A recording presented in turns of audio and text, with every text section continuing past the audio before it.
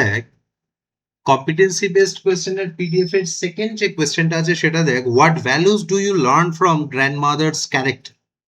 তাহলে নর্মালি কিরকম কোয়েশ্চেন আসতো, write down the character of grandmother, but what values do you learn, এই কোয়েশ্চেনটা যেই রিভার্স করে দিয়েছে তখন কি হচ্ছে যে তুমি কি শিখেছো। তাহলে অবভিয়াসলি তোমার পার্সোনাল আন্ডারস্ট্যান্ডিং রয়েছে, তাহলে কম্পিটেন্সি বেসড কোয়েশ্চেন এরকম হয়। দেখো, the grandmother in the story teaches us many important values. The most important value is determination.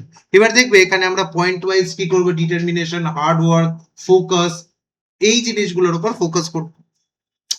Even at the age of 62, she decided to learn how to read and write.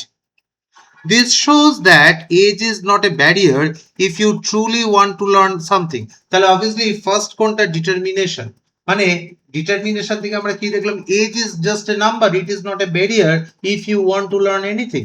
মানে তুমি যদি কিছু শিখতে চাও তাহলে অবভিয়াসলি এজটা কোনো barrier নয়, rather তোমার ডিটারমিনেশন, তোমার ফোকাস, তোমার ডেডিকেশন, এটাই শেষ কথা। Another value we learn is self respect. আর নেক্সট কোনটা, সেটা যে সেলফ রেসপেক্ট। যে গ্র্যানি চাইলে কি করতে পারতো, যে গ্রামের অন্যদের কাছে গিয়ে বলতে পারতো এই আমার জন্য একটু পড়ে দে, আমার জন্য, তা কিন্তু করে যে আমি আর কতদিনই বা বাঁচবো, এসব শিখে আবার কি করব, তা না।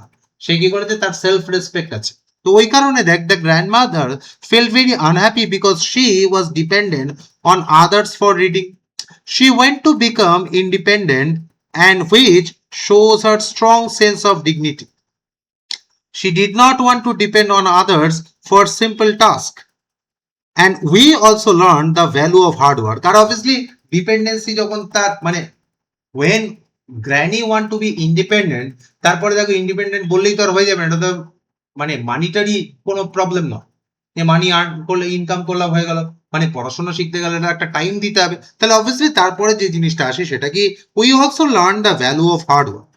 She practiced regularly by reading, writing, and repeating lessons. She worked very sincerely and completed her goal within the given time. Her dedication helped her succeed.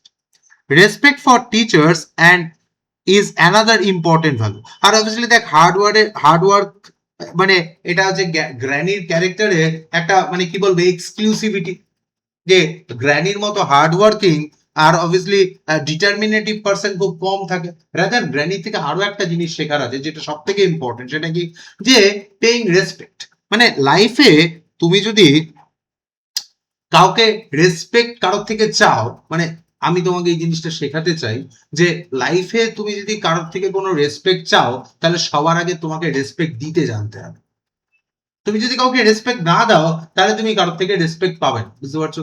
তাহলে এরকম একটা জায়গায় গ্র্যানির থেকে সব থেকে ইম্পর্টেন্ট জিনিস কোনটা, সেটা যে কি, respect for teachers is another important value. when she touched her grandmother's feet she showed that a teacher should be respected no matter their age. This reflects the cultural value of respecting knowledge. তাহলে obviously কি, যে এই যে no matter their age, this reflect the cultural value of respecting knowledge. তাহলে এজটা হচ্ছে একটা number, সব থেকে ইম্পর্টেন্ট জিনিস কোনটা, to pay tribute, to pay respect to other, মানে সেটা বয়স যতই না হোক না কেন। We learn that learning never stops and the grandmother proved that anyone can learn at any stage of life.